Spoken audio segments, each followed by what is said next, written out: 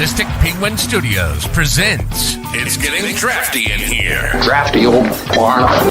The show of drafting random nonsense. I choose business ethics. And now, coming to you from his basement, a.k.a. Draft Headquarters, your host and draft master, Magnificent Stan.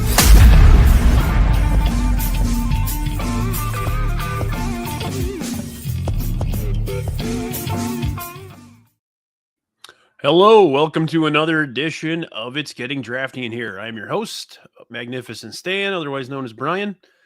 Today is Wednesday, special Wednesday episode, October 29th, 2025. And today we're going to be drafting athletes that us as Chicago sports fans hate.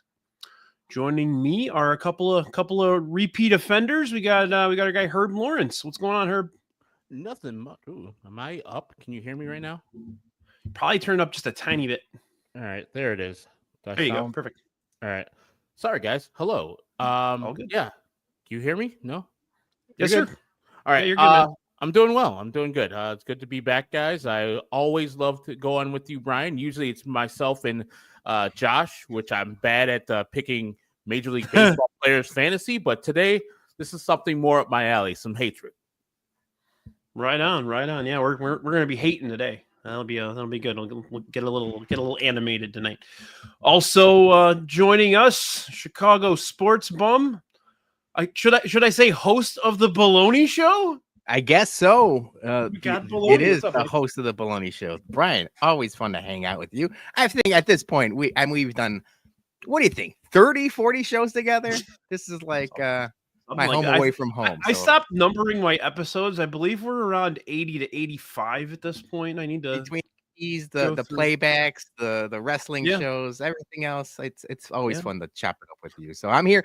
Player haters ball is what we're calling this. It's the player haters ball. Let me holler at you. Well, before we usually just dive right in, but before we get started, I wanted to mention something. The all sports scene crew came together with an idea that we all combine over the holidays here and do something productive with our what should we call it? Our L level fame. I don't even know what we want to call it. To do some good. So we are starting a food drive. It's through the Chicago. I believe there's a Chicago Food Bank, right? The Greater Chicago Food Depository. There you go. Greater Chicago Food Depository. If you look above my head right now, there is a QR code that if you'd like to donate, we would love to have it and help feed some people. We got some tough times going on, Snap getting basically deleted from existence, at least for the time being. We have a lot of people that are in need, and if you have the means and you can help, we would really appreciate it. So if you have any other questions or anything, please feel free to reach out to myself or anybody at Statistic Penguin Studios. I know the bums are involved, as you see by that graphic. Southside Behavior, Sox Machine, All Sports Scene, Statistic Penguin Studios, Herb, Fitzmagic. We're all kind of rallying together to try and help out some people that need help. So if you can help, that would be wonderful. But let's get to the fun part. It's draft time. Herb, you won the draft. We do have categories today, so let me mention them briefly. We have you have to pick 2 athletes that played for Chicago teams, 2 visiting athletes.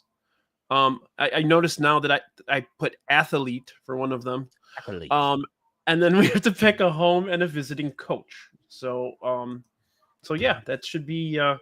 I was thinking about splitting it into 2 separate drafts where we just do all visiting and all home, but I thought we just kind of hodgepodge them together. And if we want to do anything else in terms of hate, I'm sure we can figure out other things to hate on. So stadiums. Yep. There you go. All right, Herb, let's get rolling, bud. I mean, if we're thinking about people that Chicagoans hate the most, we have to go to the team Chicagoans hate the most. Undoubtedly, that is the Green Bay Packers. I mean, besides that one. So there's 2 candidates there. I'm going to pick the one that does the stuff off the field also. So fuck Brett Favre. He's my number one. Until the day I die, I will always say fuck Brett Favre because sexual harassment was not that great of a quarterback. I mean, he was pretty good, but he wasn't as good as people say he was. Aaron Rodgers much better, even though he's a dick. And this guy, you know, all the stuff he did with Mississippi, stealing from people in need, and we're talking about, you know, starting an initiative with the AS crew that's donating food and trying to get money to the Chicago Food Depository. This guy stole money from the poorest state in our union, 40 million of it, to build a volleyball stadium. That guy deserves all the hate he's getting in his life. And he sucks as an athlete too. F him. All-time bad dude. I agree with you. And this is chalk as chalk gets. I think there's an argument to be made between the next two people. And I was going to spin it one way or the other, depending on who you picked, Herb. But this was my 1-1 because of what you mentioned.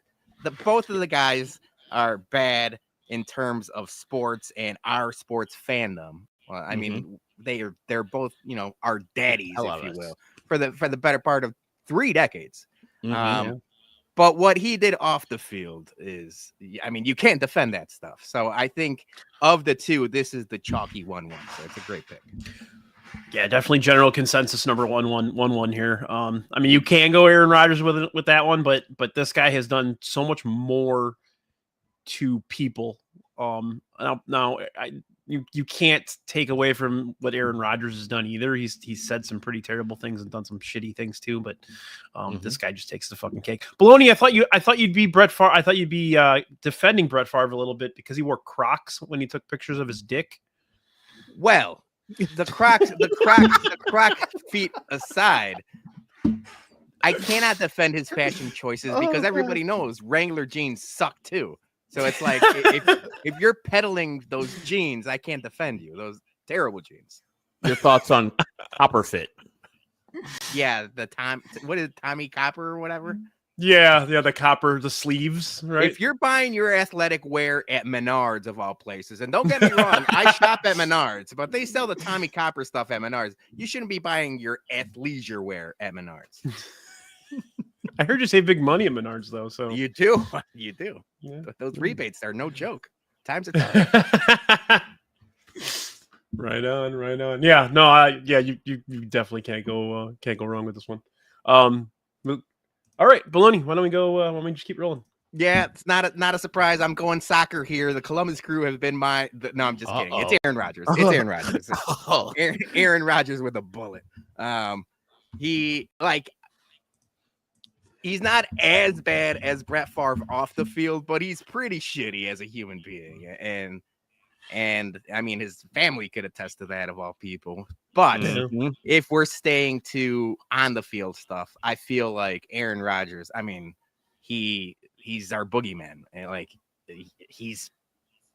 there's nothing I could say about him on the field. He just kicked our ass for, a decade.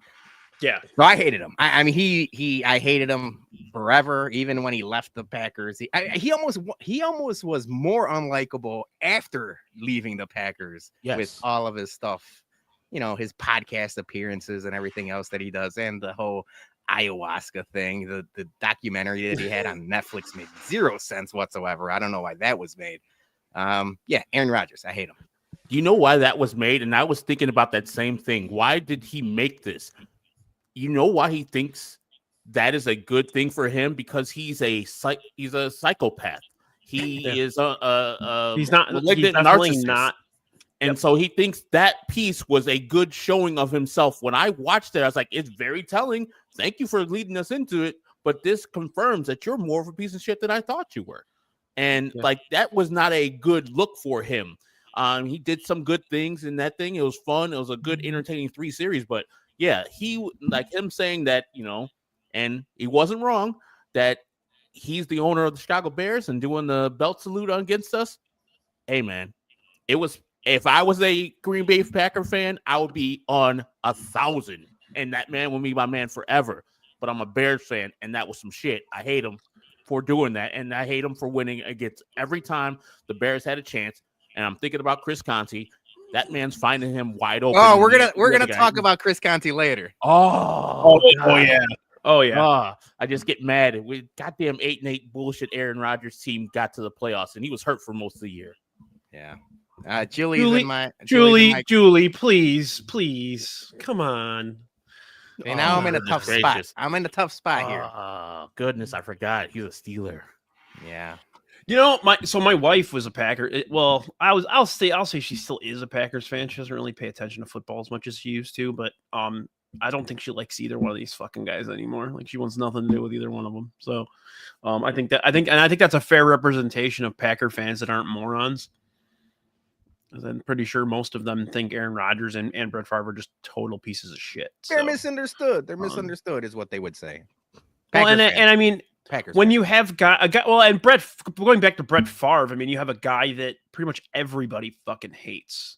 Yeah. So yeah, it's not just Chicago. Just add the Packer thing, and it just takes it over the top, you know. Yeah, but I think Jordan Love, like you could see his play on the field, but when he gets to the playoffs, that man turns into a pumpkin. Maybe he needs to be more of a dick off the field. Yeah, get your money up, Jordan Love, because I love Jordan Love's play. It's excellent because he only plays one more game than the Bears every year. It's true, pretty much. Well, alrighty then. Well, I'm gonna get a little cagey with my first pick. You guys might not like this one. It's not the one we spoke about in pre-show, Bologna. It's a different one. I'm going with my home coach right now. All right. This motherfucker should have won 3 or 4 Super Bowls. Interesting. God damn. Yeah, I'm going Mike fucking Ditka. Wow. So not only do I think Mike Ditka's kind of a piece of shit, just another bad guy, another bad. I mean, we're picking bad guys here. I'm not even going to touch the political part or any of that shit. And there's a lot of things that fucking guy said over the years that I could touch. I'm not even going to touch that. I'm just going to talk about the fact that fucking team was built for at least 2 or 3 Super Bowl championships. At least 2 or 3. If Buddy Ryan were the head coach, they probably would have won 2 or 3. They only won 1. So fuck you, Mike Ditka. We've been suffering since then. So there's it. Hey man, I could not disagree with you more on him being a hated thing, but I understand why you put him there, and I would put him there too, because you're right. The first thing you said, they should have won multiple championships, at minimum 2. With the like, how many Hall of Famers are on that team? 7, 8? Like, great team, as you're right. Like that Buddy Ryan defense just the entire defensive line is in the Hall of Fame now. Well, not Perry, but you know what I mean. Like it's insane. It's insane that they didn't. They're the best offensive weapon in the history of the fucking league, and probably the best defense ever. I mean, you could argue a couple of those Ravens teams were just as good, but I don't think so. If you want to go that route, you could argue he should be hated just for not getting Walter the ball in the Super Bowl and giving it to the fridge instead. That was a sin that he let McMahon jump over the pile too. He regretted it. He's talked about living with that regret, but I do like that you went outside of the box. I'm a big outside the box guy. I know if Yumper's listening, or I'm sure he will be. He's a little under the weather this week, so I don't know if he's. He always watching. says that I outthink myself. You might have thought yourself in this one because, there's still people dressed up like Ditka every Bears Sunday. Yeah. So I don't know. We'll how see much that on Friday too. Yeah, we'll see. Yeah, on Friday for sure. So I don't know how much he's hated, Bri, but I like the way you were going with it. That was one I had a bunch of angles. I don't love those teams, but I was like real into the post Jordan Bulls, and there's a couple of those coaches I could have dove on, but we'll get to those. Well, yeah, I thought that this one was appropriate. Oh yeah, Joey P, great comment. Fridge is in the Hall of Fame. The WWE Hall of Fame. Mm-hmm. He is a Hall of Famer. Big John Studd threw him out. Bastard. He was supposed to sign with WCW. The Fridge or Big John Fridge as a wrestler, and he realized that he would have to actually train. He didn't know that they would have to actually send him to like the power plant and train him. So he said, fuck it, I'm out. And that's when they went and got McMichael. Oh, McMichael was a good choice. I mean, if you're going, wrestling characters, McMichael. Oh, man, he was a trip, man. He was terrible in the ring, but he was fucking great. The promos were so terrible. He was a wrestling character outside of the ring. Right. Just at his bar in Romeoville, he's a wrestling character. I don't want to besmirch him or his life, but the only thing I remember about his wrestling career was he was married to a lady that either was now married to Stone Cold Steve Austin. Yeah, they were married, and then he I remember she played a big part too, didn't she? She was like a manager. Yeah, she managed him. She managed Jeff Jarrett. Double J Jeff Jarrett.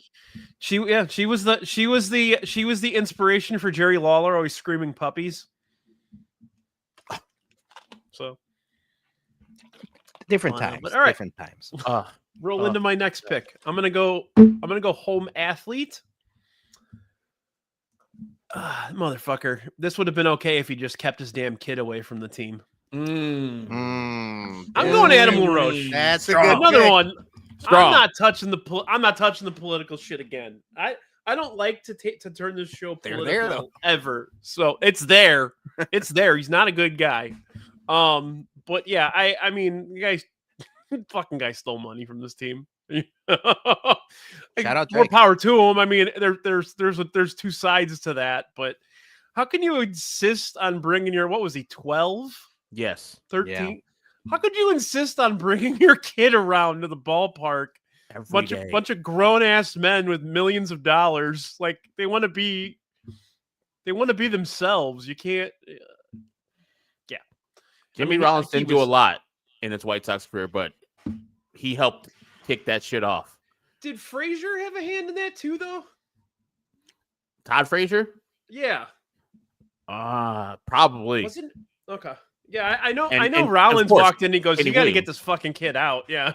And Kenny Williams, like if you hate Kenny Williams as a White Sox fan, because of his GM abilities, you might say some words, and say, hey, that was a failed tenure for Kenny Williams as a general manager. But the best move he ever made is take the bullet and kick that kid and his daddy out of the clubhouse. Well, it actually worked out because he quit. They didn't have to pay him. He took his ball and went home. He took his ball and went looking for prostitute. No, I'm kidding. Story for another time. 2016, man. That season, man, should have been better. My guy, Robin Ventura. He was bad. I mean, well, and that was the big thing too, because there's obvious conflict amongst the players, and he wasn't the guy to handle that. Nope. God bless Robin Ventura, but man, if I didn't love his playing career, I may have picked him today. Yeah, as the home coach, because that was hard. That was hard to watch. Playing career does the heavy lifting. He was like the White Sox version of like a punch drunk boxer that like glad hands at the casinos. You know what I mean? Like, hey guys, how you doing? I'm Tommy Gunn. You know. That was pretty much what Robin Ventura was as a manager, wasn't he? Tommy Gunn. And he didn't really want to be the manager, and that's the thing. And that's so White Sox right there. That's Kenny Williams and Rick Hahn to a T. Yep. And Jerry Reinsdorf too, where, hey, please be a manager. Please, never been a manager before or a coach, really. Come be our manager at the major league level on this team that might do something in 2013, 14, 15, and 16. They did not. If they ever do a Jerry Reinsdorf like all memoir before he dies, I hope he talks about that a little bit. Think he remembers that by this point? No, absolutely not.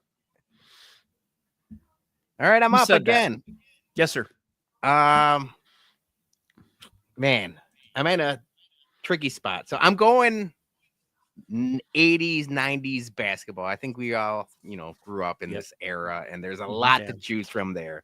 Yep. And there's a couple guys that I can pick, but I'm going personal level is the guy I always hated the most. And this is coming from, teenage Bologna was a skinny prick, but this guy was the skinniest prick of them all. I'm going Reggie Miller.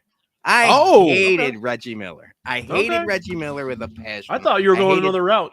I hated Praz kind of Praz kind of insinuated the route. I think a lot of people thought I would either go Knicks or Pistons. And there's a lot of those guys to choose from. So we're going to talk about them probably in honorable mentions.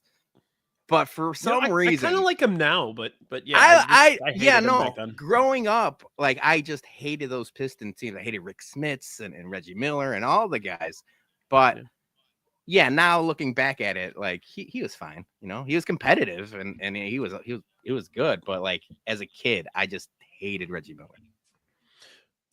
Yeah, agreed, Joey. I like him now, definitely. But yeah, I mean, he was the only one, and there's one other one, but he was the one that really got under Jordan's skin. Like he just knew how to piss people off, just knew, and it worked. And it basketball's a finesse game, and you can't get that hardcore emotion involved sometimes, And he pulled it out of people, and that's when they start making mistakes. So I mean, more power to him. You see it now with his ability to comment. He was always a talker. Even post game press conferences and stuff like that. He always had. I'll give him credit. He always had that like ego and confidence about him, even though his teams fell short. But yeah, man, he was a talker, and I feel like, it just rubbed people the wrong way, at least Chicago fans the wrong way. Yeah, he was the one who did the bow after he hit a big three versus the Bulls, and then it was a Kukoc or Pippen that hit a shot after Kukoc. That, and then they did the bow after. He's like, yeah, now what, Reggie? Yeah, I get it. Reggie Miller was a dick when the Bulls played him, and he was always a hard out. For my money, he was the harder out than the Knicks or the Pistons for the Bulls, because him just hitting shots. Like, he was an actual superstar. Like, Patrick Ewing was kind of unstoppable on the low block, but the Bulls could contain him. Reggie Miller was just like, I'm just going to shoot threes. I'm just going to knock these threes down, or mid-range jumpers, or get the ball to some of those Davis boys and just irritate it. And like you said, all that extra talking, man. I was like, get your light-skinned ass out of here. Stop talking all that shit. Hating it. There was a big time light skin, dark skin conflicts in the 80s and 90s in the black community. Now I think we've come down. Colorism is the colorism war is calmed down right now. Oh man, he's so articulate now. It's so funny to watch him talk, and he's got such emotion, and he's funny, and he's engaging, and it's like, you didn't think you were going to get this out of him. You thought he was going to be like a snarky prick. That's what happened to Jalen Rose, is the one that became the snarky prick. But yeah, all-time emotional guy too. Reggie Miller likes to cry, and this is coming from someone that has noted crier. Reggie Miller could shed a tear or two.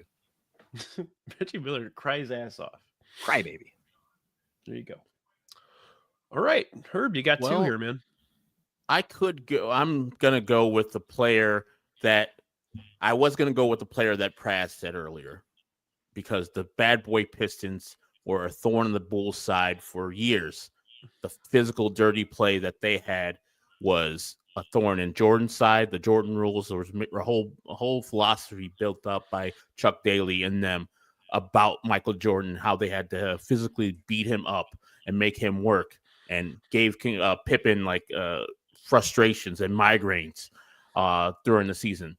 But I don't think Isaiah was the ringleader. He was the point guard. He's the guy who walked out, but there was a guy behind him that walked out with him that was the enforcer on this team, and it's that dickhead Bill Laimbeer. To this day, I hate Bill Laimbeer because he was just such a cheap shot artist.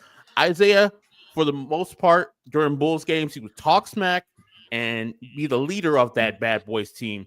But I think Bill Laimbeer would be physically intimidating him and another guy, Dennis Rodman, which some might have on here, but his Bulls years kind of erased all that bad boy stuff out. Yeah, Bill Laimbeer stayed a dickhead throughout. The reason why I go over him than Isaiah, because Isaiah's from Chicago, West Side.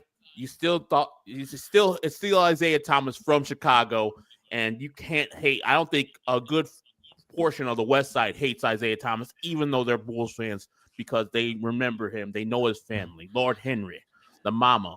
Then and Bobby, when the story about Bob Knight and his brother about the fight outside or something like that, Like, you can't hate on Isaiah Thomas too much in this town, but Bill Laimbeer, 100%.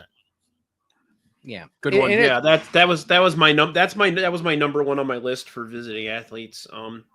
I mean, obviously outside of the two Packers, but yeah, I even to this day, like, you want to just punch that guy in the fucking face. Yeah, and he looks a lot like Lady Elaine from Mr. Rogers. So, Lady Elaine Fairchild. Yes. Wow, what a pull! Think about it for a second. All right, I am. I'm getting a picture. It's also like Isaiah Thomas brought it, right? Like, he's top 50. I mean, at the time, he was a top 50 basketball player of all time. Holy shit. Bill fucking Laimbeer. Don't tell me I'm wrong here. He looks like Bill Laimbeer. Or she, excuse me. Great call. That's a great pick. All right. Pick. So I still fucking hate that piece of shit. So there we go. For my first home athlete, I'm gonna go with a guy that just was picked up as a free agent, and ever since he hit the door, he was nothing but troubles for his team. Cussing out the manager, not respecting his players, got suspended by the team, and then eventually traded away from this team. Subsequently, he has charges about domestic abuse. I think he spent some time in jail, and it's that piece of shit, Milton Bradley. He is one of the worst people who's ever played Major League Baseball. He is a trash person, and his Cubs tenure was nothing but just bad memories. I don't know if you guys remember, there was a time where he was just bad still as a Cub, but he tried to, I guess, endear himself to the fans, catches a ball in the outfield or first base, and throws it to the fans. The problem is it was only 2 outs. And so I do remember that. They scored some runs on him, and he was just a terrible person. Like, he got in fights with Sweet Lou Piniella. All his teammates hated him. Not a good person at all. And when he got hurt that time, you usually don't cheer for a person getting hurt, but Cub fans rejoiced. And me as a White Sox fan, I was like, fuck that man. And I didn't know about his off the field stuff until later, but he was not a good person. Still isn't a good person wherever he's at. Close to hell. Yeah, they really put their chips in on him too. Like, they were expecting a lot out of him. Yes. And Jesus Christ, he was terrible. His board games don't suck. That's the thing, man. Milton Bradley board games are good, but you got Prez's vote. I see what you're doing here, Herb. You're pandering to both sides of town now. This is how you win. A hell of a draft. This is how you win drafty pods, man. Not just a pretty face. This Herb Lawrence. Well, JT is when you started talking about Milton Bradley and all of his, like, in clubhouse and off the field and everything like that, I thought you were talking about the guy. So that was going to be my pick. I thought you were going with Mike Clevenger. So for all of the reasons Herb said Milton Bradley, sign me up for Mike Clevenger, because all-time bad person, all-time bad White Sox, and the fact that he was on this team, Clevenger. It's no, I mean, the White Sox fans and in general, like, can't agree on anything. That there's a reason why the White Sox Twitter, or there's a lot of reasons why White Sox Twitter is a cesspool. Maybe the only thing everyone agrees on is thumbs down Mike Clevenger. Well, and take out the personality stuff too. And I mean, he's a piece of shit for that, obviously. I mean, chewing tobacco at infants is not something a good human being would do. But he just stole money from the White Sox. Bottom line, for multiple years was just crazy. For multiple years, yeah. So that's the crazy part. Are the rumors? Do you guys think the rumors are true that there was a person in the ownership group? Yeah. There was a person in the ownership group that was friends with Mike Clevenger. That's why I kept getting signed. Yeah, that's what Jagarian Prince always says. Like, hey, this Pavelski guy who's a part owner, did some things with Mike and his boy, Plesac during the pandemic, and that's why they got suspended and had to drive the bus back to Cleveland. And so that's his guy, and they kick it. And apparently he's part of the ownership group and hooks Mike up with jobs. And as Bologna says, I think Tigerian Prince says it, like, it's to get Mike to his big number. And when you hit like a certain amount of years of service time, you get a better pension. You get the better pension, yeah. That's fun. That's a great fun. pick. That's a really good one. He'll be back next year, Bologna. He will. Yeah. He will be back. That would be some shit. I'm just getting prepared for it. A late February, like I'd be like, oh man, we're actually gonna do it. Mike Clevenger last year, and then it's like March 1st, Clevy's back. 2026 closer, Mike Clevenger. Don't put that juju on us, Herb. Don't you put that on us. Don't you put that juju on us. Oh man. All right. Well, since you guys already took all the visiting athletes, I'll just sit on those for my last two. I'm gonna go visiting coach. This guy, I just didn't like the way he looked. Okay. All right. I'm going. He was Detroit Lions coach. I'm going Wayne Fonts. Fuck that guy. Fuck that guy. What did Wayne Fonts ever do to you? You look like a child molesting grandpa or something. You know, like that guy. We're going after looks. I didn't know that we were going after looks. That's right. We're going after look. No. All right. Greg Ostertag looked like he should be working at Farm and Fleet. Probably does. Yeah, he probably does now. Yeah, him and Big Country Bryant Reeves are working the selling all the Carhartts. But no, I didn't like Wayne Fonts. I think I really loved watching Barry Sanders run, even if it was against the Bears, and he just wasted a team that should have won a lot. It's very similar to Ditka. Like they gave him a golden ticket and he wiped his ass with it pretty much. So. Yeah, I'm joking with the looks thing. It is, but again, I never liked the guy. It just bad. Just bad at his job, bad at. I mean, he never went anywhere else afterwards, and never deserved to. So, yeah, Wayne Fonts. I could not agree with you more. Like he's hateful because he didn't do a lot with. Arguably, and I know Bears fans, I love Walter Payton. I think they're on the same level. Barry Sanders, Walter Payton, and he wasted Barry Sanders' whole career. I think they only won one playoff game in Barry Sanders' whole career, and that was like early in his career in like 91.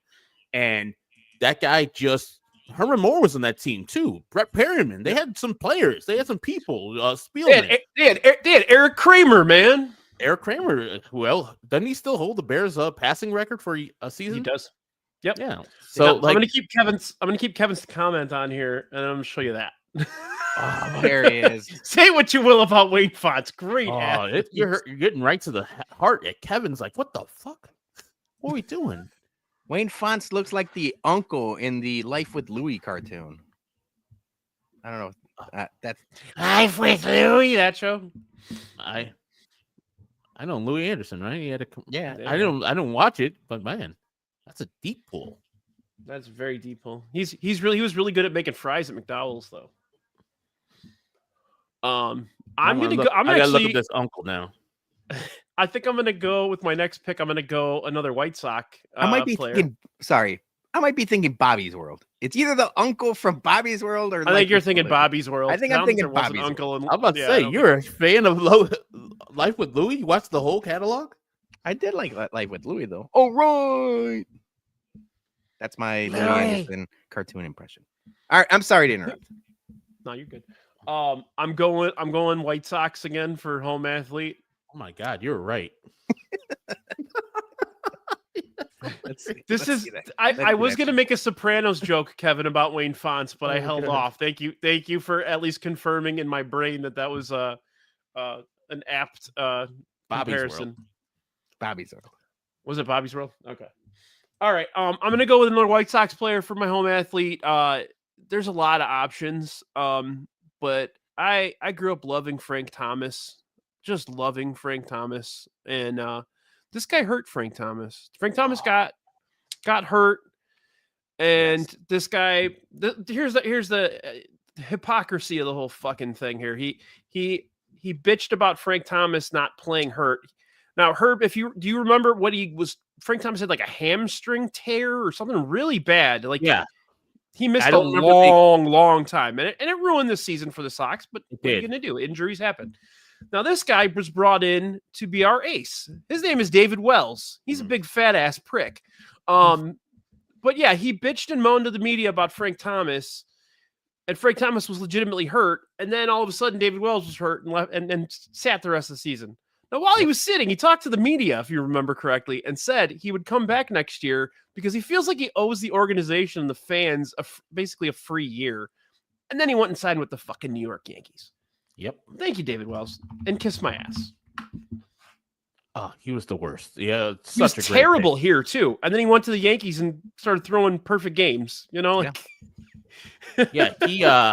Yeah, that I remember that vividly. He's on my honorable mention list, and I was like, whenever I bring up his name, I'm like, I hate that dude because you're right. That story, like, I don't think it got enough press. I remember listening to it on the air, like at the time, like that he was saying this about the best player in White Sox history, that Frank Thomas is taking an injury, and that he's not really hurt, and that's the thing, like. He was really hurt. He was out for the rest of the year with that injury. Like that's kind of like the tragedy of it is all. Like Frank Thomas could have been even better than he was in his career. And I think that was kind of the start of his downfall as a White Sox right there, his injury right there. Then he actually had good times in Oakland or Toronto. But yeah, David Wells pick. He always forever will be one of my hated White Sox. He was sucky here. And then we traded Mike Soroka for him, who never pitched either. Ever again. Kenny Williams. Yeah. So shady. So shady. Shady. Oh, but so do your due diligence. 1 year in Chicago, he only had 16 starts, 100 innings, 4.47 ERA, 1.4 whip. He was just bad. He was just fucking bad here. Now, that whole team couldn't pitch. That whole era, the Sox had horrible rotations. 2001? Yeah. Yeah. Really pretty much took over that year. He was his rookie year, second year, but his first year starting. Right. And the year before was the playoff year, so they got David Wells because we were all like, oh my God, that the lineup was insane, and you know. Yeah. But yeah, fuck you, David Wells. There's a lot of options for Sox players that we hate, though, I think. Oh, the Kids Can Play team was so fun. The 2000 team, just so fun. Paulie Konerko coming of age. I remember sitting in one of the playoff games. Me and Kevin, my buddy Kevin, in the comments, we were all the way up in the 300 in the corner, like there was nothing between me and like open air, and it was like 30 degrees and windy. I thought we were gonna die that day. It was like one of the most and then they lost. They got their asses handed to them by the Mariners in that series. So not fun. He did cost us years of enjoying Brian Simmons. I forgot about that. All right, I'm up, right? Yes, sir. I think we mentioned his name, and there's a lot of home athletes we could go, and we could talk about, first overall picks and a bunch of other bigger names or bigger signings. But for what this guy cost us, and I was at that game, week 16, 28-27, Bears lead. It's Chris Conte. I was at that game. I must have not said a word for 2 hours. Just slumped over in that chair. And then on the I think we took the train back home. Chris Conte broke my spirit. And I was a grown-ass man, and I've seen some heartbreak. When you see some heartbreak as a kid, it's like something. But like, I was a grown-ass man feeling shitty for myself. And the whole city was like that. That place sucked. Rogers the Cobb. It broke me. That play broke me. It's hard. It was hard. That was a hard one to watch because it was such a obvious mistake, Is it also sucky that he went on to like Tampa and was kind of decent? Yeah, so he played one other year after this with the Bears, and everyone was like, just why cut him there? No one's ever gonna like. He could have had 40 interceptions that following year. Nobody would have cared. We hated him, but he went on and had a pretty decent. He was a pretty decent safety. Yeah, I would say serviceable. Yeah, like be that with the Bears, you bum. Like, or just cover that open ass dude. Fucking random. Yeah. Oh, God damn it. Joey P says his brain green-eyed dick. Hey, fun fact. You know who Chris Conti's grandpa is? Wayne Thomas Fonz. Edison. He's the actor that played Barzini in The Godfather. He was like the head of the five families. The guy that was basically orchestrating all of the bad things that happened to the Corleones. That's his grandpa. Another reason to hate him. He's evil. Yeah, exactly. He tried to kill Vito. He orchestrated killing Sonny at the toll booth. It was Chris Conti's grandpa. Yeah. We knew he was a bad seed. Bad all along. God, forever. Now I'm Okay. sad. See, now I'm sad. Okay. I knew this was gonna happen. All right, Herb. It hurts me too. Goodness gracious! Like now, I'm sad too. Goodness. And as who broke it? Who's that? Shmuel. Whoever brought it, the fumble that nobody touched. Yeah. Oh, that's like, and that was a Lovey team, wasn't it? It was a Lovey team. Yeah, that was a Lovey team. And that's like Lovey's like pet peeves, like ball on the ground, pick the ball up. I think Lance Briggs and somebody else were right there, and they're like, "Nah, I'm chilling. Let them pick up the ball and go for a touchdown." Oh, God damn it! So pissed.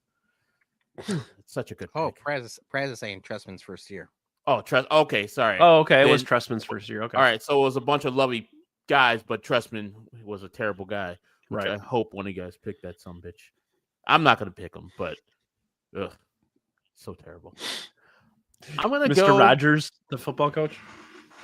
Yeah, I'm gonna go with a guy that I really didn't see any of his games. Maybe in passing because I think I was working at the Score when the Blackhawks were on there, and maybe it was this year, or maybe Jay Zawoski was telling me about something at that time because he was really the only Blackhawks fan, and my guy Jimmy Levin that were in the bad times of the Blackhawks, in the doldrums of the Blackhawks during like Dale Talent and Bob Pulford years. But I'm picking this guy strictly because Pat Foley lit this motherfucker on fire on his way out. Oh my God, there is no better flaming of a player by a play-by-play man than what Pat Foley did to Alexander Karpatsev. I didn't know that man's name until that day, probably, but I will remember that man's name until my dying day. And sadly enough, Alexander Karpatsev died eventually later on in a plane crash in Russia. But I don't know if, Brian, if you have that clip. If you don't, fine. You guys who are watching I'm sorry, this, I didn't. Yeah, I didn't get it. I'm sorry. You guys who are listening to this or watching this, go find it. It's on. I'll retweet it right now. It's very hard to find on the YouTube, but I have a clip from somebody else who did it a long time ago. It's hysterical. Absolute fire. And if Pat Foley hates you that much, you must have sucked. Yeah. We're all siding with Pat Foley 100% of the times. Yeah, I didn't know who that was, but you sent the clip, and I'm like, oh yeah, that is lame. That's an ether, as the kids would say. Brian, like I said, it reminded me of like the Blackhawks version of Eddie Robinson. Basically, a guy didn't want to be here, but just took our money and, I was really excited for you to spell Karpatsev, but I think you copied and pasted. I did copy and paste. Yeah, I didn't even want to try. Yeah. Yeah. But yeah, we're siding with Foley. You always side with Foley, aren't you? I mean, you have to. 100%. He's like a grandpa, But all right, Herb, you got another one here, bud. All right. I'm gonna go with my visiting coach / manager. This guy was a Hall of Famer. He still is a Hall of Famer. But he was initially a White Sox manager. Then he got fired by Hawk Harrelson for some goddamn reason in 1986. Hooks up with the A's and then goes on to win a World Series championship with those Athletics out there. So My guy is Tony La Russa, how he absolutely murdered the White Sox after he left the White Sox, which in his defense, he should have done that. But there's nothing I hate more than Tony La Russa's 90s A's. Those dudes were cocky and good as fuck. Dave Stewart, Mark McGuire, Jose Canseco, like just all down the lineup. It just sucked. I hated those guys. And Tony La Russa kind of instituting this bunting stuff that's still kind of going around, and the strategies he would employ, and he thought he was the best man of all time, that he invented baseball. F that dude. I hated him as an A, and definitely hate him as a White Sox manager. So when he got hired, I was like, oh, we got that guy fucking from 11 years ago who won championship with the St. Louis Cardinals, which I didn't hate him as much as a Cardinal because they didn't play him that much. But I absolutely detest him as Oakland Athletic manager. Now I'm in a pickle here, and you saw my reaction because I know what you're about to ask. And my next pick, and I have it written down. With what you're gonna do here, I could show you. My next pick was gonna be Tony La Russa Part 2 Electric Boogaloo, the return. Can I still draft Tony? And I'm thinking yes. I think you can draft him again. Yes. Then we all knew, and there's gonna be a little sect of White Sox fans that won't agree with me because their argument would be like, look what happened after he left. And look at this team, and he did less with more during his time as a return. And I don't agree with them. Aloha, Mr. Hand and Ken W.O. Everyone knew that this was a bad idea. Everyone knew. And I don't want to, pat ourselves on the back as the Chicago sports. I think it's our first or second ever podcast. We were talking into our phones, no microphones, not on video. It's just us trying to upload audio files to iTunes, and it's me, Johnny, and Jason complaining for an hour that the White Sox hired Tony La Russa after the DUI and his face melting with shingles and him being 95,000 years old. And we all knew it was a bad idea, and they did it anyway, and it turned out to be a bad idea.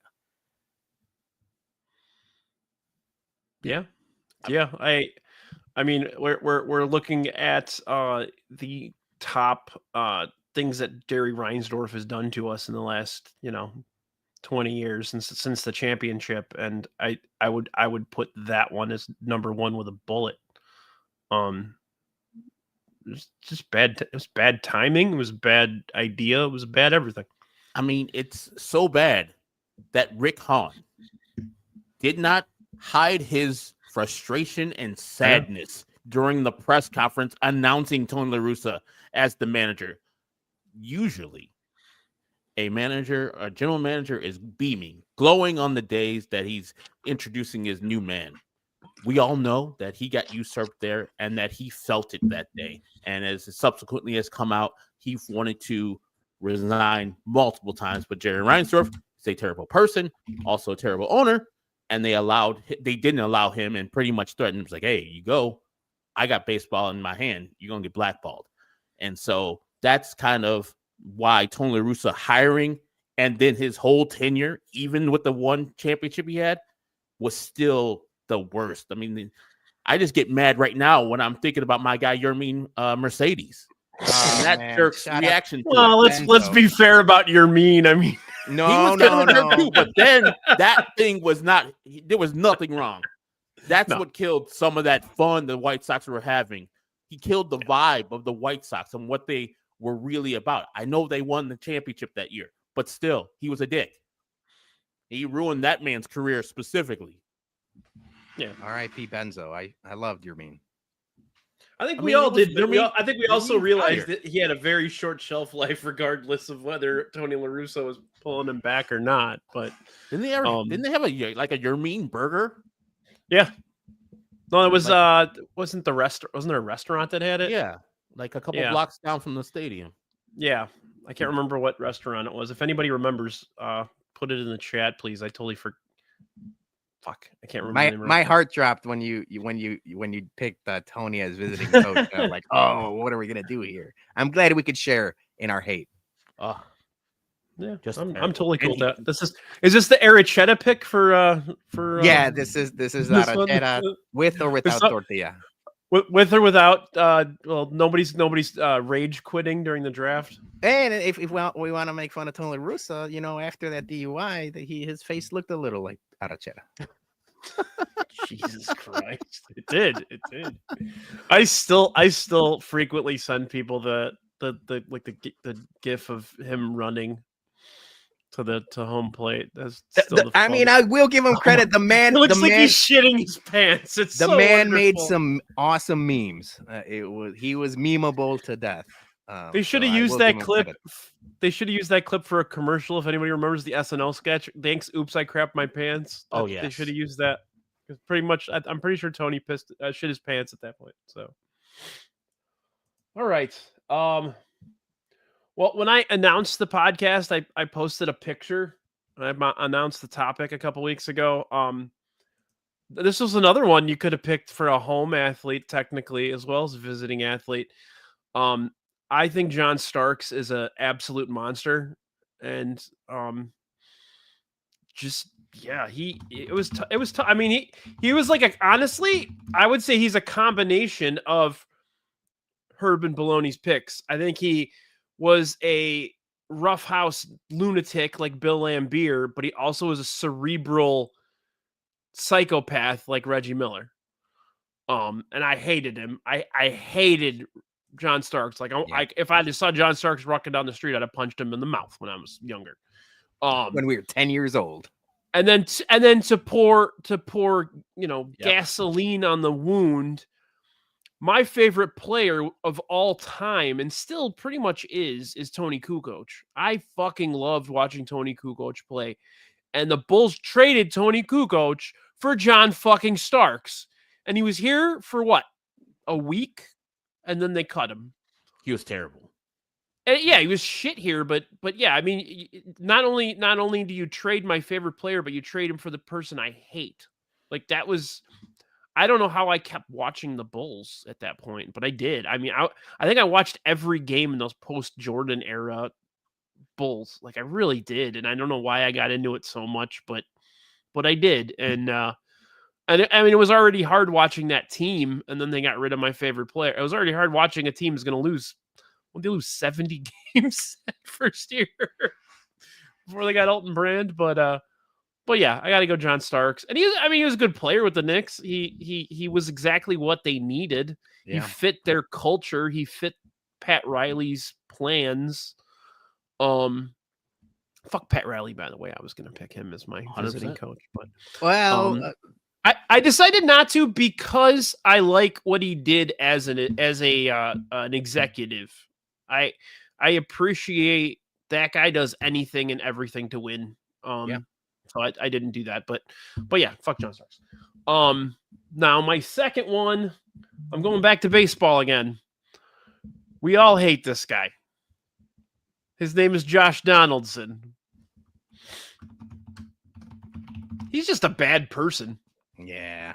Like hit legit, so many home runs. Like a bad guy. And it's sad because I remember watching a story about him, and I lost my mom a few years ago, and it was and smoking was a big thing. He bought his mom a really expensive car because she quit smoking, and that kind of endeared me to him a little bit. But then the Sammy stuff and what did he say to Tim Anderson? Called him Jackie. Jackie, I don't know why I said Sammy. Yeah, he called him Jack. Like you're a fucking piece of shit. And he was always a piece of shit. He was a bad guy, getting into fights with people. Not a good dude. So I go Josh Donaldson with my last pick.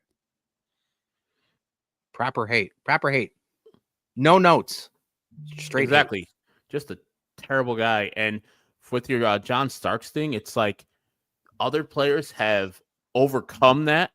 Like I played for a team that you hated, where you said Dennis Rodman, to a degree, Jim Edmonds, was a Cardinal, then became a Cub and was decent, I guess, as a Cub. Yeah. But this guy, I remember like people gave him a tacit welcome, still hate him. And then he sucked, and everybody's like, oh, get him off the team. And when he got off the team, everybody's like, yeah, why'd you stay in our team with John Starks? It's like you gave, if he was good, we would have a reason, like Dennis Rodman was good. But something to when cheer you for, yeah. you get this piece of garbage person who used to terrorize our team, and he sucks now, F that. I'll hate him even more, and I hate you for bringing him and staying in my team. Yeah, that's like one of those I always kind of believed in Jerry Krause up to that point, and then at that point I was like, this guy's not going to do anything with this team, and he sure enough didn't. And they brought Paxson in, and he didn't do anything with the team. So, and then they booed his wife decades later. That was rough. I literally went on Sam with Sam and Stoop and talked about Jerry Krause for like an hour and a half one night. I do remember talking about your ass. So I think he gets a bad rap, but at the same time, yeah, he did some things that were pretty unforgivable with the team. So. But Bologna, what do you got for your last one, man? You still got a visiting coach here. I don't have many visiting coach is on my list. One of them was Pat Riley, but I'm not picking him because of what you mentioned. I think I do respect him more now as an adult, realizing what a career he had all over as a player, as a coach, as an executive, as everything else. I did hate him at the time. But the coach I'm drafting is someone that, if we're talking about less with more, they gave him so much credit for so long, and I had to look at his face twice a year for every year and realizing he probably should have won more championships, and maybe I shouldn't be drafting him for that reason, but it's Mike McCarthy. Mike McCarthy is a bad head coach and a bad football coach, and the fact that he wasted the career, they should have won more championships, and maybe this is a reverse way of thinking it, but he was bad, and he always got credit, and he was always in the contention for like coach of the year, and his time management was god awful every year, and a bunch of different things. He's just bad, so never liked him. I was thinking about him. He was on my list, but then I thought he screwed Jerry Jones pretty badly, so he gets some points for that. Yeah, you know what I mean? You know what I mean? Like anybody is my friend. Right. Anybody who could dick over Jerry Jones is okay with me. And I know it obviously wasn't intentionally, but he did it. So but yeah, that's a great pick. He not a good coach. Never has been, never will be. And a guy who's on your list, Aaron Rodgers, was a 4-time MVP. And I think 3 of those under Mike McCarthy, and they won 1 championship. And if you look at the playoffs, people always talk about Aaron Rodgers not winning the games. His playoff performances were pretty decent. They just had horrible defenses during those times. The time that he had a great defense, they won the Super Bowl. Yeah. And Mike McCarthy rode that great defense to that and the golden arm of Aaron Rodgers. 100%.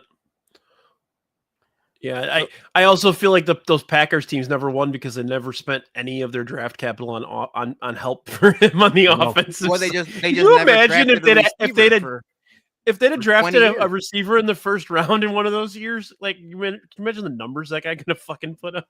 Yeah, I could imagine Aaron Rodgers. I think this first year with him off the team, or 2 years off the team, they draft Matthew Golden this past draft, and he's like, motherfucker, hell, I hate all y'all. Like the whole time, like the only time they drafted another offensive skill position player was when they drafted his replacement in the first round. Oh man! All right, Herb, let's go with our last pick here. I was gonna go with Tony Russo as my home coach too, because I hate him that much. You should have held off on Karpatsev because none of us would have picked it. Yeah, but I wanted to do something. I wanted to do it back. Yeah, and so I'll transition to the guy we've already mentioned. I mean, when you take over for Lovie Smith, who was 10-6, and he gets fired just for missing the playoffs, it was a really good year in the NFC that year, and the Bears didn't make the playoffs, but they were 10-6, 10-6, and you take over for that man, and you just shit the bed with first team you had was good. And they could have made the playoffs, but we've already discussed the play where Randall Cobb caught that touchdown over Chris Conte because Chris Conte wasn't paying attention. Mark Trestman, you are my hated home coach because your 2 years here with the Bears set them back so far. They went to John Fox. They're like, hey, whoa. we messed up when going this Canadian sumbitch. We got to get a solid veteran Super Bowl coach who doesn't want to coach anymore and give him a bunch of money for 3 years.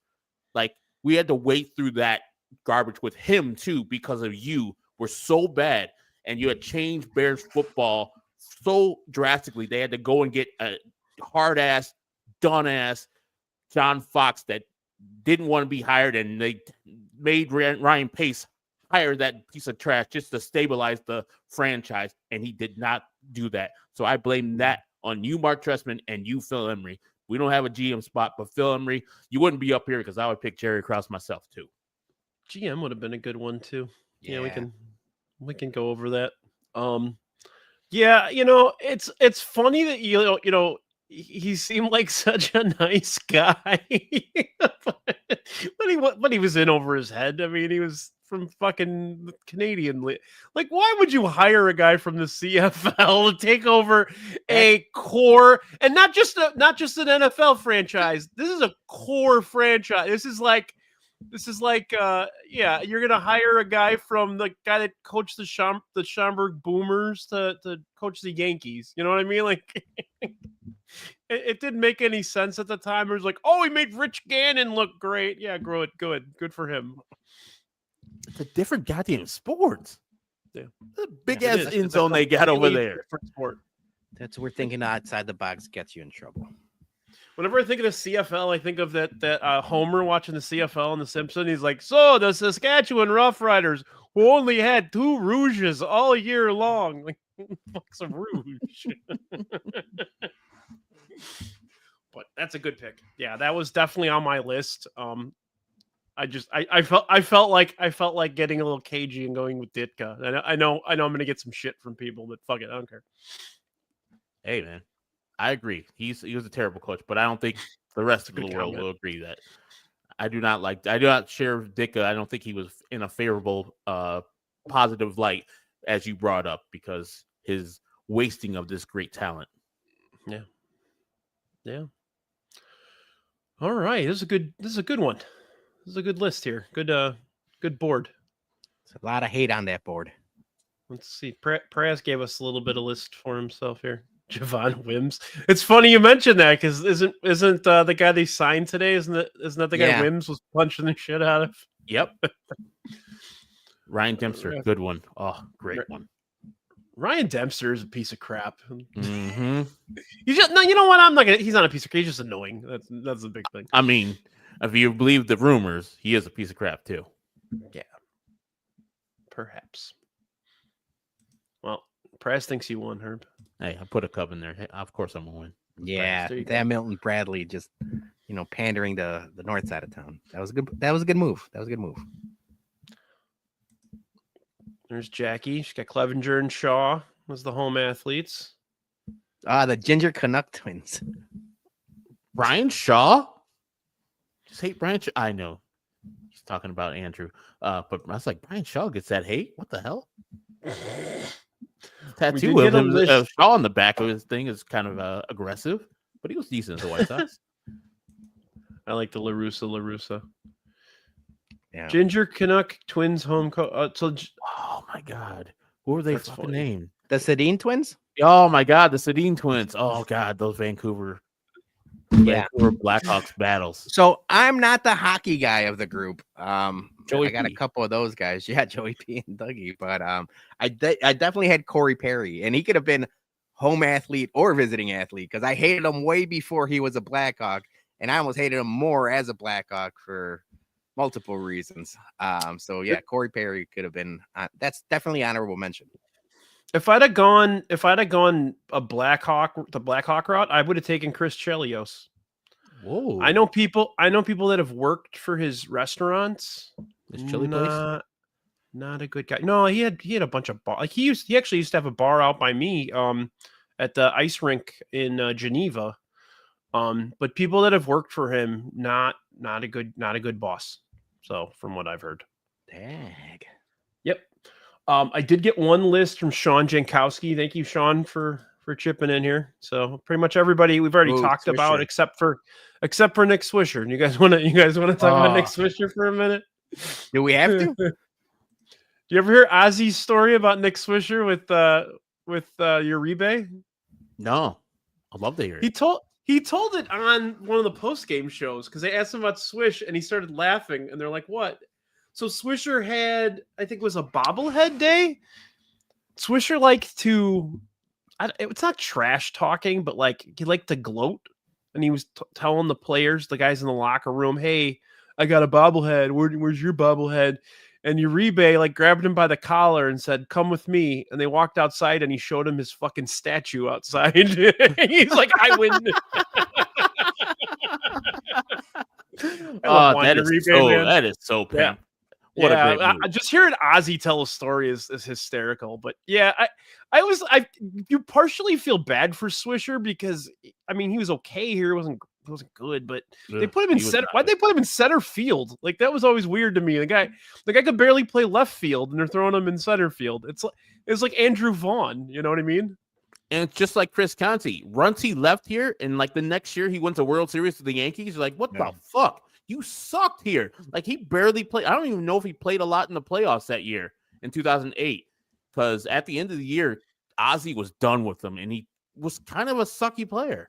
And then he goes and has success with them. And I think he goes on to Cleveland. And he was all right, too. And we gave up. Who did we give up? That pitcher we eventually got back. Samardzija? No, the lefty. Oh, Gio Gonzalez. Gio Gonzalez, yeah. Yeah, okay. Yeah. And Gio had a good career. He was very solid for a very long time. Until he got here. Yeah. He was tough to deal with. I mean, I think that people just didn't like his attitude sucked. And it sucked on the Yankees too. They didn't like his shtick either. So, any Jack Parkman other is a legend. I don't hate Jack Parkman, even if I was a Cleveland Indians fan at the time. His shimmy made the ladies go crazy. Now they make it puke. So wait, if the Indians traded Parkman to the White Sox, does that mean the White Sox at one point had the Japanese dude? I don't know who he came back. Didn't they trade him for the Japanese guy? The second I'm not one? Sure. But they had him and that black dude on the team, and they still lost to the Indians? Typical White Sox. Typical White Sox. Damn it. Like, I forgot his name, Hank Shaw or something like that. He was like, he killed them the year before in the playoffs, and then they get Parkman, the best catcher in the game, and he sucks now? And they lose that goddamn bullshit-ass team? This guy Praz is talking about, do you remember this guy? Yeah. He looked Mike like John Piazza? Kruk. He was like a right-handed He did. He John looked Kruk. exactly like John Kruk. I don't know why, but for some reason I was thinking about also in Angels in the Outfield. There was a guy on the other team with like a big scar like in his face. You remember that? I do remember that. That's a good draft. Fictional athletes. That's a good one. The three of us should do that one. I like that because you could do the different categories, right? You know. And if you don't take anybody from Little Big League, Jackie will be pissed. So you got to take what's the actor? The actor that played the first baseman in Little Big League, Timothy Busfield, who is like the least baseball player looking actor you could hire for any movie. But he's been in 2 baseball movies. Right. Yeah. I would definitely put him in. And he's a villain. He almost killed his daughter. He almost killed a kid. Yeah. Mm-hmm. Yeah. PCA's. You can take PCA's mom. She's in Little Big she's League. A Little Big League as well. All right. Any other home athletes we wanted to mention? I got a couple. Jamarcus Webb. Oh yeah. Bad. Real bad. I think it was. People would maybe say Benintendi, but I'm not there yet, or I'm just not there. He got his money. He's fine. Leave him alone. and then the only one I had was Cade McNown, but he was just bad. I didn't hate him. He was just bad. And I hate him because he was bad, but well, we all thought he was Steve Young, if you remember, because he was a lefty. Could have been. He was mobile. He's bad. It's real bad. All I had was let's see. I had Yasmani Grandal, of course. Mm-hmm. If you saw the Clint Frazier piece where he's just saying that a player is pretty much cussing out Pedro Grafal like on his first week on the job, right when he hits him, telling him to hustle. I've been told that sources that was Yasmani Grandal telling him like he's not going to fucking hustle and don't ever talk to him like that again. And so Yasmani Grandal was dogging and Pedro's trying to set the tone, and he's not setting the tone at all. And so Yasmani's part of that. And then it was Sammy Sosa. Oh, yeah, the Cubs like him this year. So sorry, my bad, Cub fans. You finally like him because your owner told you to like him again. You remember Sammy Sosa, that guy, he had that career. Oh, my God. You don't know how many Cub fans I would encounter on Twitter that would be anti-Sammy Sosa after he played. Well, in 2004, they ruined his boombox and the cork bat thing and the steroids. Like, you guys knew all those things, but you filled up that damn stadium. And then now, this year, the outpouring, which he should have got long ago, they got 20 years ago. There. So, F the Cubs and F those fans who hated Sammy Sosa back in the day, because there was no reason to hate him. You guys knew he was doing steroids, and you cheered the fuck out of it. Hypocrites. There you go. Absolutely. I once heard a story from a friend of mine, and I think it's a mutual friend of me and my buddy Kevin here, that when he got signed by the White Sox, Sammy didn't speak any English. So whenever he walked up to someone and he would like introduce himself, he would go, "Hi, Sammy got a horse," because the White Sox gave him a horse as like a signing bonus. Hi, Sammy got a horse. See, Sammy got a horse. See, there you go. That was actually one of our high school teachers who became like a buddy of ours over the years. Told that story. Praz mentioned Addison Russell. That's a really good one. That guy, he's crap. That guy, very, very terrible human being. Didn't turn into a terrible player too after that. Yeah, he fell apart fast. I do have two Bulls I want to mention. One I mentioned earlier in the show, Jalen Rose. Well, actually, I think I mentioned both of them in the show. Jalen Rose was frustrating to watch because I always felt like Jalen Rose had the talent and the ability to be a very, very good player, but he was very selfish and just chucking shots. He was a chucker. He was a guy that could have made everybody look great around him, and he decided to not do that and just pissed me off. And then the other one is Eddie Robinson. Well, it's like 6'8" power point guard, wasn't he? Yeah. A rarity at that day on those times. Yeah. Lefty 6'8" point guard. Oh. How do you fucking guard that? You don't. Like, you shouldn't be able to. They could have gone places, but he decided he didn't let him chuck shots. That was Jay Williams, Perez, and he says a lot of weird things on ESPN now. So, Tyrus Thomas. Yeah, Tyrus Thomas. We traded LaMarcus Aldridge for him. I want to mention Eddie Robinson for a minute because that was the most frustrating signing in the history of the Chicago Bulls, in my opinion. They've made a lot of bad moves since the Jordan era. I feel like that was the worst one. You could say like Ron Mercer and a couple, Marcus Fizer was drafted over. Damn. What did we draft him before Pau Gasol was drafted? Something like that. I can't remember that draft, but that one, that Eddie Robinson, that guy, another guy like Jalen Rose, he had the ability. He just didn't want it. He don't want to do anything with it at all. Jalen was selfish. Eddie Robinson just wanted to get his paycheck and run. And that set that team back a long time. And it goes back to them not being able to sign any stars. And that's why they got guys like that. They couldn't get Grant Hill. They couldn't get Tim Duncan. They couldn't get T-Mac. They could, there were a lot of opportunities to get guys like that, and they just weren't able to do it. So that was a tough one. That's a great pick. Teague. That's a good one. Like E-Robbery, we used to call him E-Robbery because he used to come in and just wear a Coogee sweater into the locker room and then wear a different one out because he was sitting out because he was a selfish player, like you just said. That man stole money from the Bulls. I think $15 million. 3 years, $15 million. Something like that. I think it was more like 20 something million for 3 years. It was very high dollar for a guy who hadn't really proved himself. He just kind of had that, like, he was Darius Miles with a better shot, and he just never put it together. It was tough. Houston. It was just tough. Oh my God. What a Houston, pull, yeah. Wes. Oh, That's what a good pull. one, Wes. Very good. He tore his Wes hamstring had a one sack. Wes had a great Halloween costume over the weekend, by the way. Good job. Man's got a body on him too. Mm-hmm. This would have been a good coach pick. Vinny Del Negro. Both of those guys would have been good picks. I hate them both. Those guys hated each other with a passion. Didn't he like? And I had a fight couple. him? Didn't John Paxson like Yeah, fight they or fight. like pull Yeah, his they tie? fought. There are stories that John Paxson literally had to find Vinny Del Negro a job with the Clippers. He had to convince Donald Sterling to hire him, because he was going to get sued for assaulting an employee. So Yeah.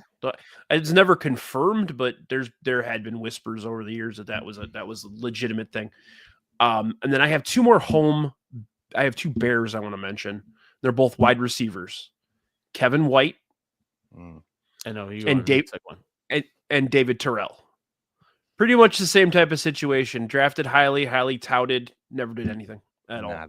Nada. Kevin White was the most frustrating one of all time because they talked about him like he was Jerry Rice or something, and they drafted him, and he did literally nothing. So, is that I Ryan thought that Pace? No, wasn't that? Was it Angelo? No. For Kevin White, he was pretty recent, like 13 years ago, might be, or close to like 10 years ago. So Kevin White was drafted in 2016. So who was the Bears? I think Was that's that Phil Pace. Emery? Yeah, it might. Yeah, it was Ryan Pace. Yeah. That was his second year in the job. That Jesus guy was so Christ. bad. He was so bad. Jesus Christ. Like when he hurt before he even got on the field with the Bears. Yeah. Mm-hmm. So Bears. We could have done something. Who else was in that draft? Let me look at that real quick. Guaranteed. You guys have any? Some champion in the draft that we missed. Right. While I'm looking this up, do you guys have any visiting athletes you want to discuss? I got a litany of basketball players. I don't know if you want to go first, Herb, or do you want me to like rat them off? I was just going to say two people, and it's going to be Grayson Allen, and it's going to be Robert Fick. Grayson Allen is a good pick. He's not even just hated by Chicago. He's just hated all over anywhere he goes. Yeah, but his Well, time after when he did the thing to Caruso, that was the big. Yeah. Oh, just a piece of shit person, and just clotheslining people, dirty play after dirty play, and like you said, what he did to Caruso cannot be forgiven, and that's the same thing for Robert Fick. He even doing all that stuff to White Sox fans, and then cheap shotting people on the field. Had whole 2000 Detroit team, but I think he was the ringleader. Robert Fick, just a terrible, terrible player, and I'm glad they splashed him with beer when he was in the outfield because he deserved it. What a dick. Yeah, he was a piece of shit. Now, if Grayson Allen assaulted you and you had to go to the police station and pick him out of a lineup, and it was Grayson Allen, Tom Ricketts, and Ted Cruz, are you going to be able to pick Grayson Allen out of that lineup? I would get a match. I don't know about that. All right. Drafted after Kevin White, we got Todd Gurley, who had a couple good years. Melvin Gordon, so a couple good running backs. Nelson Aguilar. Nelson Aguilar? Yeah. Oh. Because he couldn't catch the kids coming out of the building? Devontae Parker. Yeah, I mean, really not much. Todd Gurley had the best career out of those guys. Tevin Coleman, Duke Johnson, David Johnson. David Johnson had a good career. David Johnson was a good running back. Jamison Crowder. Was a 4th rounder. Yeah, nothing much. Not a great draft. No, not good, Bob. All right. Any other visiting ones? Yeah. So I've got a couple basketball players. The first one, I hated him with a passion as a kid. He tried to fight Michael Jordan. Xavier McDaniels could rot in hell. I will always say Xavier McDaniels. I hated that guy. He was a prick. But that's a consensus for all basketball fans, I think. Even Knicks fans, even like Sonics fans, they don't think much of him either. Right, but at least like Reggie Miller and Isaiah Thomas and even Bill Laimbeer like they brought it. Like they were decent. Like I feel like Xavier McDaniel was just there to be a prick. I don't even think he was good at basketball. Another Nick, Anthony Mason. I hated Anthony Mason just as much as I hated John Starks. See, I always got my haircut correct like Anthony Mason. What? Beastie Boys reference, excuse me. Gordo's going to love that. Yeah. So Jackie mentioned Kendall. It's a joke between her and I. It's kind of an inside joke. We used to bitch about Kendall Graveman. Like, who the fuck names their kid Kendall? What the hell's going on here? Kevin's got a good one. Jamie Navarro. Oh. For both That's sides. A really good one. Or both sides of the town. God, he was a sucky sock. And then, the last one I had was Jeff Hornacek. Why? Hated him. I hated that whole Jazz team. I mentioned Greg Ostertag earlier. He looked like a doofus. Starks and Malone, they're easy to hate, but like it's that entire team sucked. Man, Stockton was the dirtiest player ever, according to a lot of players from that era. It's very, very, very dirty and like sneaky, and he'd never get calls. Can I mention something we might have maybe if we were a little younger, but there's a big omission in that I've just noticed. I had it written down, but I had it written down way lower. No LeBron hate on this list. Yeah, Courtney brought that up, and I was like, do people hate him in Chicago? Head bum in charge hates him. Hates him. I know there's people that hate LeBron. Is it anti-Jordan thing type of stuff? I think it's a very much anti-Jordan thing. Or anti-LeBron thing versus Jordan. Like, yeah, I could see that. Like anytime he breathes in Chicago, everybody's like, fuck him, man. Jordan would have did it better. So I think I just don't like him because he beat Rose. True that too, but I don't hate LeBron. I think he's one of the top 3-4 players in the history of the game. So, but yeah, no, that is a good one. I know Bulls fans fucking hate him. So yeah, just basketball fans in general these days don't like him. But I like the think about what that guy's doing. He's our age. The guy's our age, and he's still performing at an elite level. That's insane. Do you know the dedication someone has to their body to be able to play professional basketball 35 minutes a night at what is he 41 now? 40. Yeah, it's insane. The thing I would hate him the most about is a thing that people love him the most about is he got his bum ass son in the NBA. Like a job. Yeah. That man didn't deserve that job. We talk about nepotism all the time, how we hate it. I hate nepotism, especially when it's in sports. That man didn't earn that job. He ain't good at basketball. I'm sorry. And what LeBron did to the NBA, like it's not a travesty. It's getting a job for a kid, but it's like you want your kid to earn the thing, not be given to him. And that's obviously to everybody who could see it, a job that was given to him. I don't even know if he's even that good of a D1 athlete. In his 1 year, he was at USC. He wasn't even that good. So, it's so frustrating to see Bronny Jr. And great for those people. Hey, if you could do that, I maybe do it too. But I'm not in that.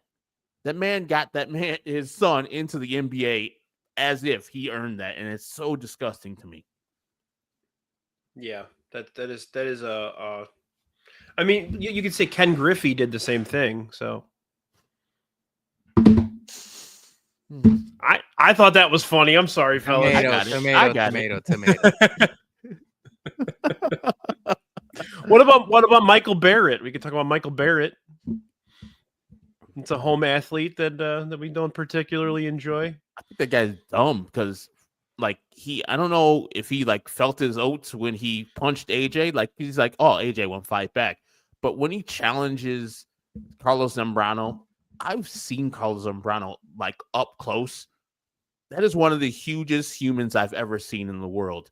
Yeah. So I think if we're doing the dumbest athletes, Michael Barrett is up there. Oh my God. Fight Carlos Zambrano? Man. And then he got tackled by Pods too and let Pods pile him up. What a great teammate. If you ever watch that clip again, just focus on, if you ever watch the AJ Barrett clip again, focus on Brian Anderson. That guy's a fucking animal. He stays ready. Running in there like a crazy person. Yeah. Yeah, he's a person who hit the sacrifice fly. Yeah, Brian Anderson's who hit the sacrifice fly. So he was way at first base and he had to run in there. Yeah, he's a psycho. He's a lunatic. In the greatest way. I wish his career would have worked out, but goddamn, his teammates loved him. They did. All right. Anything else we want to discuss? Any more home visiting coaches? I'm all checked out. There's a litany of Bulls ones that we could talk about forever. I really didn't like Fred Hoiberg. I didn't like Tim Floyd. I felt bad for Tim Floyd because I gave him nothing to work with. But Cartwright was terrible as a coach. I felt bad for him too because I love Bill Cartwright. But yeah, that was a tough era of just really bad coaching decisions. Yeah, that's about it for me. For my older fans, I would say, just to give them a little red meat, put a couple Packers in there. Charles Martin and Forrest Gregg as the coach. Forrest Gregg was a piece of crap. Yeah. So they don't feel left out. I know Charles Martin's a good pull. That's a good my guy Mailman Jack is probably feeling that. I know Les, rest in peace, Les Grobstein he hated Charles Martin to his grave. I was gonna make a comment to you guys earlier that we should have had somebody who's a little older than us on to bitch about Forrest Gregg. So it's funny you mentioned him. I forgot I wanted visiting athlete and Ndamakong Suh. Oh, that's a really good guy. That's a good one. Might be dirty ass dirty mother. He was the dirtiest. And the weird thing is now I kind of like him. I don't know if you've seen him on Instagram. Yeah. He's kind of likable. He is. And his wife. Yeah. But yeah, he was the dirtiest guy out there. Him and Albert Hainsworth. But we didn't play Albert Hainsworth that much. Just stepping on people, twisting people's knees and under the pile. Just, terrible person on the field. On the field. But the problem with that is, like, he was so talented. He didn't need to do that. He was just doing that to be a prick. Because he was a Pro Bowler at the time. Like, that guy had all the talent in the world. He was a really good football player, and he still wanted to be a prick. So yeah, it's kind of like Jalen Carter. You kind of get some of that too right now in Jalen Carter with the Eagles. Like, just really talented. Like, you could just do that thing and you'll make the Hall of Fame. I don't think Ndamukong can make it now. Right. You don't need to create this persona that you're a bad dude, Yeah, for sure. But, that's a good point. But all right. Well, this is a good draft here, guys. I really enjoyed this one. Bologna, do you have anything you want to plug? Well, you mentioned the food, the Greater Chicago Food Depository. So, shout out to everyone. Yeah, so click the QR code right there. Yeah, $1 equals 3 meals. That goes a long way, especially nowadays, and especially within the next week or so, where people are losing their SNAP benefits. So that's a great thing. Shout out to Celeste and everyone at the all sports scene for taking the initiative to do that, and shout out to everyone that is going to help promote and kind of build up the funds, because Lord knows everybody needs it nowadays. So yeah, that for sure. And then selfishly, I got a pet project of myself. The Bologna show is coming in a couple weeks, November 12th to be exact. It's a lot of stuff that I don't get to talk about with the Bumcast and the Chicago Sports Bums. A lot of stuff I like that we just don't get around to talk about. Music, movies. It's going to be very pop culture centric, Marvel, and all of that stuff. So I'm excited about it. And that starts, it'll be like Wednesday nights. Some of them will be live. Some of them will be pre-recorded, but it'll be Wednesday nights. So that's exciting. So that's awesome. I look forward to it, man. That's awesome. Thanks. Thank you. That's gonna be a fun time. All right, Herb, you got anything you want to plug, brother? I have nothing to plug. Just follow me at ActonWall23 and echo the sentiments of you and both Bologna talking about this food drive. $1 gets 3 meals. We need this. They need this. As a person that had SNAP as a child, trust me, no one's getting over. People are hungry. They want to eat. So please do what you can. Help these people. Even if it can be a few bucks. Yeah. Yeah. It doesn't have to be anything substantial. It can be $1. $1 has 3 meals, and you're helping. That's good. I'm proud of what we managed. I'm sorry. Go ahead. I'm sorry. I mean, the thing I want to. Sorry, you can continue on this because I'm going to change the subject. Go ahead. You're good. But you didn't pick the guy that you said pre-show, and I want to hear that. I want to hear you and Bologna. I know we're at the end. Thanks for having me, Brian. I appreciate the time. I gotta get going. I don't want to hear Herb. Herb brought it up, man. Let's talk about it for a minute here. Make the screen bigger. Go ahead.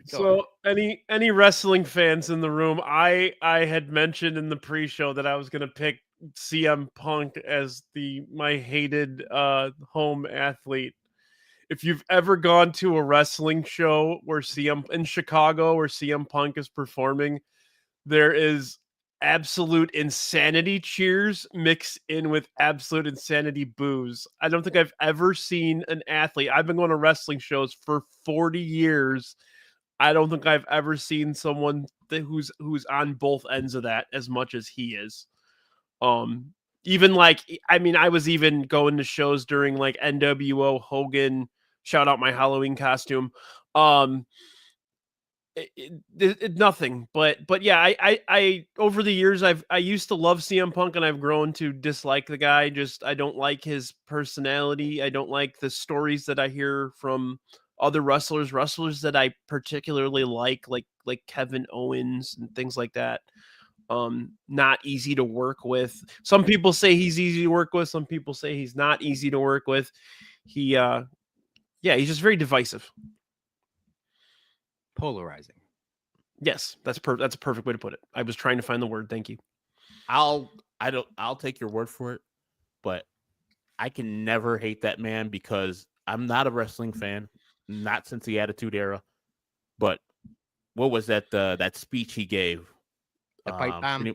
The pipe bomb. Like that is classic.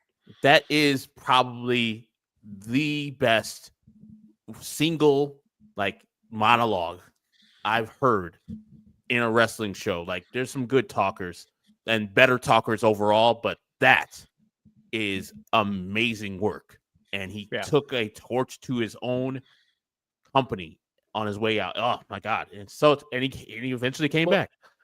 Just man. Yeah. Well, they put the belt. They put the belt on him after that. It's like it was more that they put they put the company on his back after that moment. He forced their hand. Wild, yeah, no, and more power to him. That was great, but over the years, it seems like he's in his head a little too much and tried to. He has those old school sensibilities of being like the tough guy in the locker room, and it doesn't work like that anymore in most of these companies, especially AEW. Yeah, it didn't end well, and I think we all kind of saw that coming, right? I mean, the writing was on the wall. I feel like people saw that. I will say I've been to playoff hockey games. I've been to playoff bowls games as a child. The loudest I've ever heard the United Center was when he came back the first time with AEW. That was just a sustained roar for 8 minutes. I think Johnny lost his voice. It was the craziest. And we were all grown ass adults. So we weren't this wasn't wrestling Bologna, 12-year-old Bologna cheering. It was damn near 35-year-old Bologna cheering for CM Punk. But it was awesome. That's one of the loudest pops I've ever heard. The loudest pop I ever heard at a wrestling show was Bray Wyatt, actually. Or no, I'm sorry, not Bray Wyatt. Rusev I went to a Monday Night Raw at Allstate. Allstate's acoustics for wrestling, fucking brilliant. Because of the wooden roof. Because of the roof, yeah. Yeah. Rusev. It was Rusev Day on Christmas, and everybody went freaking banana. I don't think I've ever. My eardrums were broken. So. But yeah, I mean, CM Punk, like I said, very polarizing, was a perfect for like you're either on one complete end or the other complete end. I don't think there's someone in the middle that's like, he's okay. Yeah, a lot of things like that nowadays. And it's funny, I'm bitching about him. I wore his shirt to a gathering of ours a few weeks ago. So. But that was for Roxy's birthday. I'll only wear a CM Punk shirt for Roxy's birthday. So. But all right. Thanks again, everybody. Thank you, Bologna. Thank you, Herb. Thanks everybody in the chat as always. I do want to mention Kevin's comment real quick before we go. That is hysterical. More of a Helvetica guy, but yes. Favorite fonts: Times New Roman or Wayne. But all right. Like and follow Sadistic Penguin Studios. Keep watching our shows, man. We just reached over 700,000 views on the channel, so. I really want to thank everybody for that. And then again, Food Drive, please, if you can help out. Our ability as a community to try and band together to do this kind of stuff is what makes us all. I feel like everybody that I work with on these podcasts, you guys are all special, and I love every single one of you. And this just adds to it. So thank you guys so much. And we're out. Have a good night, guys.